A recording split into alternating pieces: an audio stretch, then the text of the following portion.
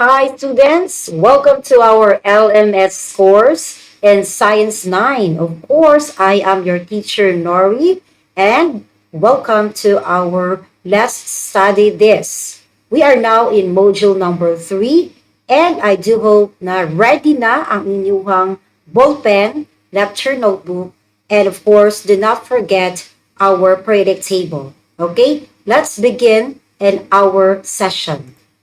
What we have here is all about carbon compounds. And of course, allow me to present to you the most essential learning competencies. We have letter A, explain how the structure of carbon atom affects the types of bonds it forms. Letter B, recognize the general classes and uses of organic compounds. But of course, we are going to target this following objectives. Number 1, describe the uniqueness of carbon and its compounds. Number 2, identify some of the common characteristics of carbon compounds. And number 3, relate the importance of carbon compounds on life and the environment.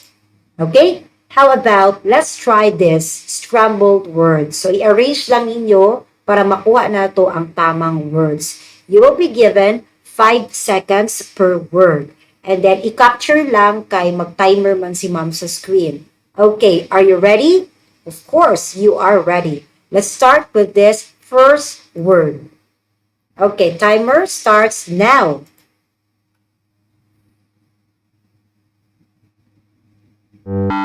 Okay, so time is up. What is the correct word?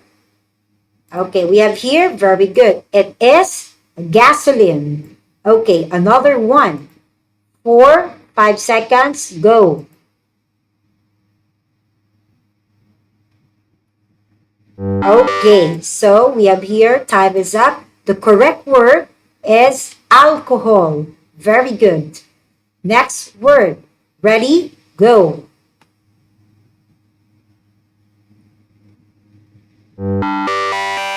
Very good. So time is up. The correct answer is, what do you think is the correct answer? Okay, it is formalin. Very good. Next.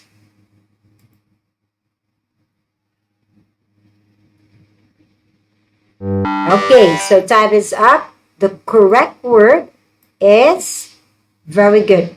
It is sugar. Okay, do you want more? O, dagan pa kayo dire. Bitaw ay. So, let's proceed. Next, we have here. Ready, go.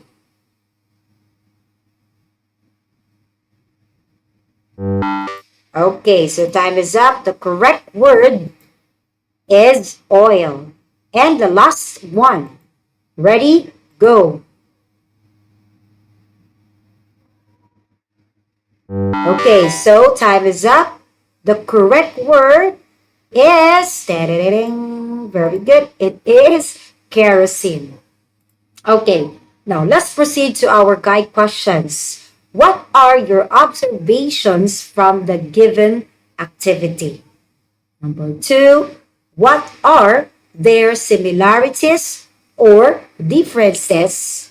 And number 3, what do you think is our topic for today? Okay? Now, we'll try to assume na meron na kayong sagot dyan para dili ta magdugay sa ato ang video session. Okay? So, let's proceed. We have here, ito yung mga samples kanina. We have alcohol, the formalin, the kerosene, oil, and sugar. Okay? What do you think or what component is present in these substances?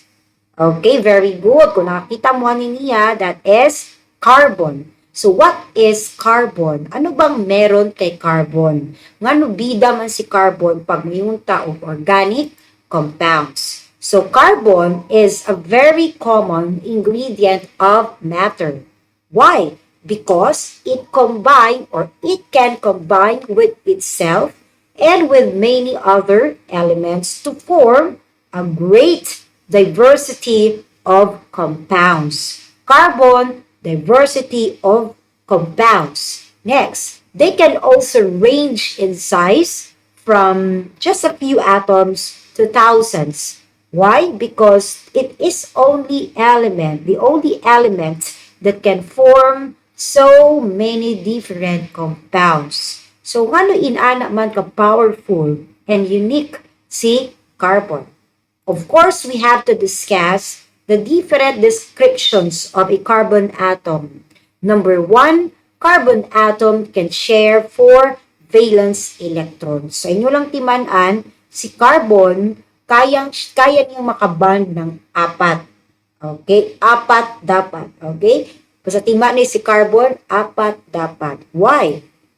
Because based on its electronic configuration of carbon in its ground state, okay, familiar mo ani? Of course, you are familiar with this, the 1s, 2s, and 2p. Ito yung ground state. Diba si carbon is ika-sixth element. So, mo niyang electronic configuration. Now, try to check. Each carbon atom has four unpaired, 1, 2, 3, 4 electrons when it is excited. It tends to form strong covalent bonds. Bakit covalent bonds? Because carbon is a non-metal. Okay? So, I do hope do not forget, apat dapat, and that is carbon. Okay, another one, carbon atoms can also form a long chain of molecules. So, kani siya no, long chain. Dagan na kayo siyang mga compounds na siya glycerol, but actually it is a kind of a synthetic organic compound. Another one also is try to observe, no? Ito yung parang nasa piatos, bitaw na shape. It can also form ring-like structures. Okay? So muna, kaya ni carbon makabuo, ana, manang unique kaya na siya. So, ang term, ana, for a carbon is ability to catenate.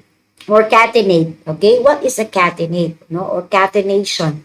It is an ability of atoms in forming stable bonds with itself, hence joining up into chains or rings. So it can link together to form chains of varying length, branch chains, and rings of different sizes. And take note, it is only carbon, no?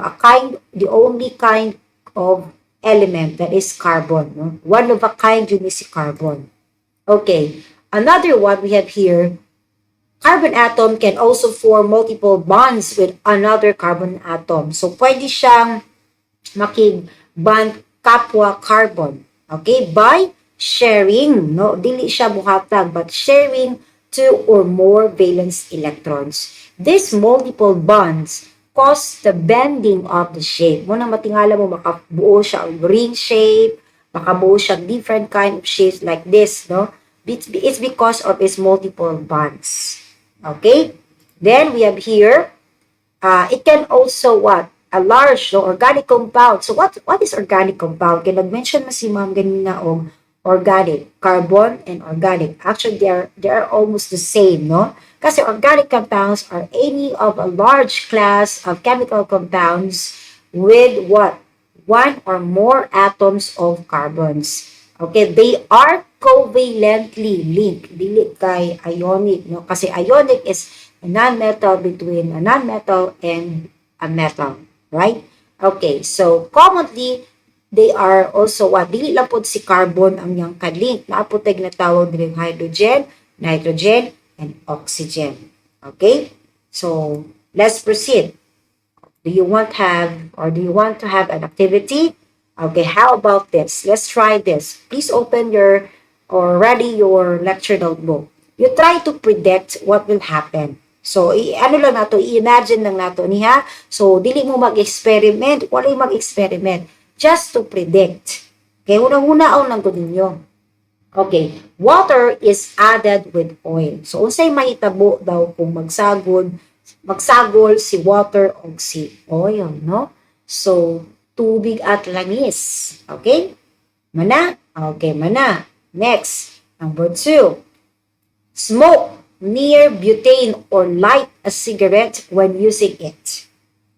Manigarilyo ba, no? Manigarilyo ka na nagsiga, naka-on ang butane. Nakatry na mo, ana, simba ko palayo, wala unta. Okay? Next, moving on. Number 3. Clean, no? Clean, greasy kitchen utensil with water. Have you tried to wash kanang kuan kayo oily kaayo na karahay nagisugo mo sa inyong mother and father, and then naglisod yun mo na gamit lang ang tubig. Okay? So what do you think will happen? Okay, how about this number 4? You try to burn a charcoal in a fire grill. Okay, katong New Year, kisay may nagsugba-sugba. No? Nakakita mo na, usay nahitabo. Okay. And number 5, simple lang kaya ni. Pag mag-run out, light a candle. So, predict what will happen. Okay, paspasa po din mo point. Wala naman, prediction lang man. You don't need to complete your sentence. Just try to activate your knowledge, no? Try to give a short stimulus para sa tuang next objective. Okay, so our guide question. So what are your observations sa mga gipang pangutana ni ma'am? Yung mga tinanong ko sa inyo, no? And number 2, what are some examples of organic compounds given in the statements? And number 3, give at least 3 general properties of common organic compounds. So, ganina, if we're going to go back, okay, can you name some of the examples of organic compounds? Okay, tagahanta mong hint. Butane gas. Okay, kamo ni mo kuha sa uban pa. And what do you think the properties of common organic compounds? Okay, so what if you got now your answers? And let's try to check your ideas or opinions or research. Okay, ang ubang paspas kay mo research ba yun? Okay, so common organic compounds, its properties are number 1, characterized by the presence of, very good, carbon atoms in them. Okay, number 2, they are said to be more volatile and highly inflammable. So, masyado silang delikado, no? Flammable. Dali ra sila makakos og sunog. Okay? Volatile, no?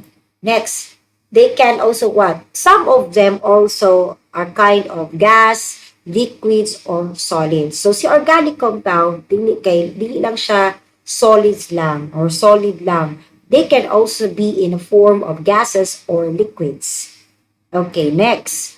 They are also non-polar compounds. Okay, timanin niya, please do not forget this. Pag sinabing organic compounds, they can also be referred as non-polar compounds. Kasi non-polar, organic. Do not forget that. They do not dissolve in polar solvent. So, si water, si tubig, isa siyang polar solvent. Solvent and solute. Diba? Si solvent mo dissolve sa solute. Tama? Now, remember the rule. Likes dissolves likes. Si water is polar. Si oil is organic compound. And oil is a kind of a non-polar compound. So, unsay nahitabo si tubig at langis. Of course, you will expect na dili dyan na sila very good, combine or mix. Kasi, remember the rule, likes dissolve likes. Ang kaya lang ma-dissolve ni water yung kapwa niyang polar compounds. So, kisa may makadissolve sa oil, ma'am. So, mangita tag example ng mga non-polar compounds. Sila be, nga naman na naay Joy, no? Joy dishwashing. Joy dishwashing liquid is a kind of a non-polar compound. Para asa man na siya? Para makatanggal og grease sa atoang mga oily na mga karahay, right? Okay? So, mo nang hindi kayang i-dissolve all, no? Almost dissolve ni water. So, actually, we can sort of defy the rule of water, yung sinasabi nilang the universal solvent. So, meron pa rin tayong sinasabing exemption to the rules, no? Okay. Next, polar solvents like water are really good to dissolve polar or ionic substances. Okay, o sa itong ionic compound na to, okay, ionic compound came from what? Ionic bond. Metal and non-metal. Si sodium at si chloride. Pag imo lang i-combine, may tabo na siyang asin. Diba? Si water, kaya niyang ma-dissolve si asin or salt. Or even the sugar. Why? Because polar molecules can attract molecules. So, kaya niyang ma-dissolve through the attraction. Okay, I do hope that is very clear. Muna isa sa pinaka-common na property ni organic compound, that the non-polar solvents or the non-polar compounds like gasoline, they do not dissolve sugar or salt. Nakatry na mo gasolina na magbutang pasukal? Or delikado na. Or how about oil? Nagbutang mo asukal or asin. Diba? Di yun na siya ma-dissolve. Because non-polar solvent cannot be attracted to polar molecules or ions. Light dissolves light.